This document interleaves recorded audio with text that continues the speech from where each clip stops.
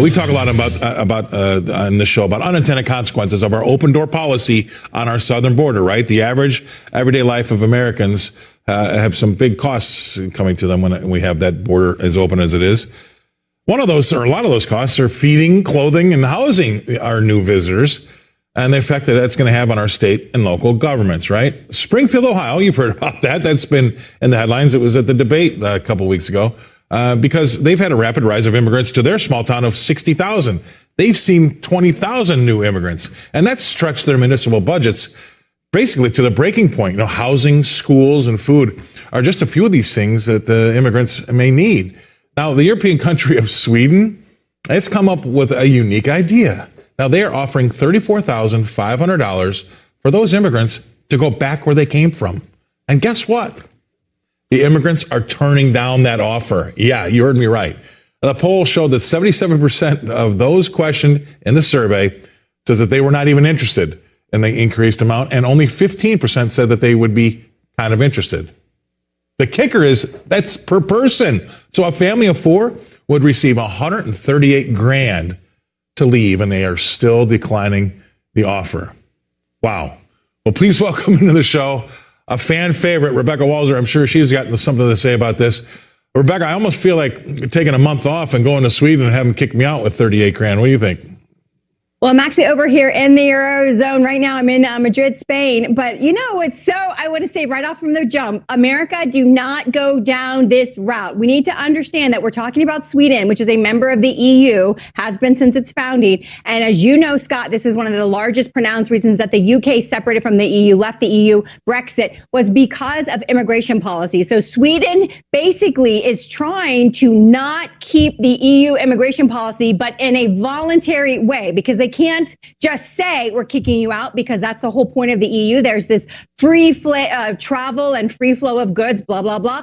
So basically they can't kick these people out. So now they're voluntarily asking, would you please leave our country, and we'll pay you to do it. And what the scary part is, Scott, is even though 77% said, no, we won't take the equivalent of $138,000 US for a family of four to go back to our home country, 62%, Scott, said they would never go back, no matter how much money was being offered. So this just tells you exactly everything you need to know, that where they're leaving is so bad that no matter how much money, the free amount of services that they are getting in Sweden is something they're not willing to give up. And this is exactly why we cannot allow just immigration unfettered anywhere, because once people get settled and they get services and benefits, they are not leaving, period. I agree. And I speak when I go on the speaking tour, I talk about it all the time. This is not a racism story at all. This is like a be careful what you ask for story. If you want the third world to happen to you, just import it. Because that's exactly what they're doing. They're importing these problems from these people in their own countries, so much so that these people don't want to go back. So you have to be careful about having an open door policy, because you're exactly right.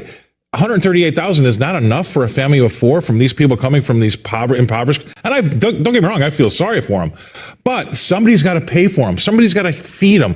Somebody's got to give them a place to live. And that's another huge problem with these local municipalities. A good example is Springfield, Ohio. And so I say you're exactly right. But the interesting part is that Sweden sat down, they sharpened their pencil and thought it's worth it to pay them $34,500 per person to leave, because that's going to be cheaper than letting them stay, and they still can't get the deal done.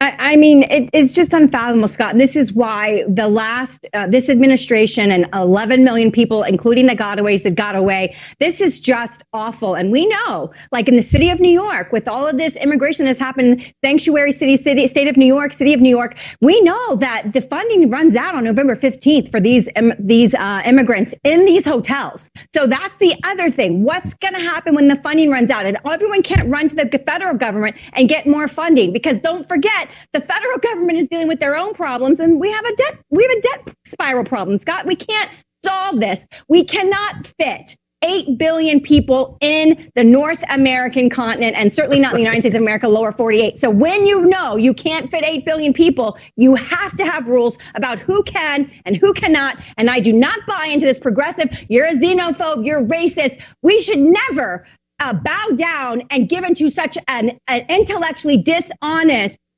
conversation. That's just them trying to, basically label us as a certain thing. This is all about math and economics. You can call me whatever name in the book you want. But the fact is money does not grow on trees. The government is not the creator of money. They only transfer money from those that have to those that have not. And therefore, we must have rules that must be enforced on our border. And Sweden is another example of it. I can't say any better than that. You know what?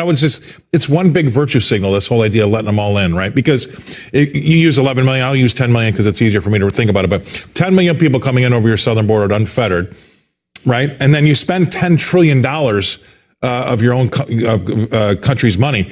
That is the definition of inflation right there. These people need a place to live, eat, sleep, clothe. I mean, they don't think about that part. They just like the idea. They like the virtue signal and have the idea be something we think about. But when it comes to operationally coming through with it, it can't work. That's right. There's no accountant in that meeting saying we can't do this because we don't have the money. No, it's a great idea. So let's go ahead and do it and find the money. Well, we're not finding the money. 10 seconds to you. Yeah.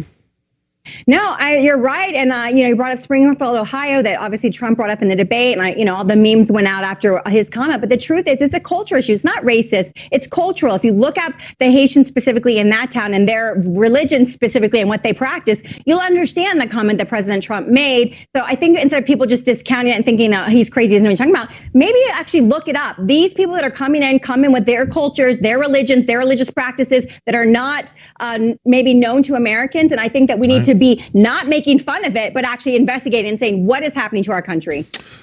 Well said, Ms. Walser. Thank you very much. Rebecca Walser with Management, all the way from Madrid. She keeps her appointments.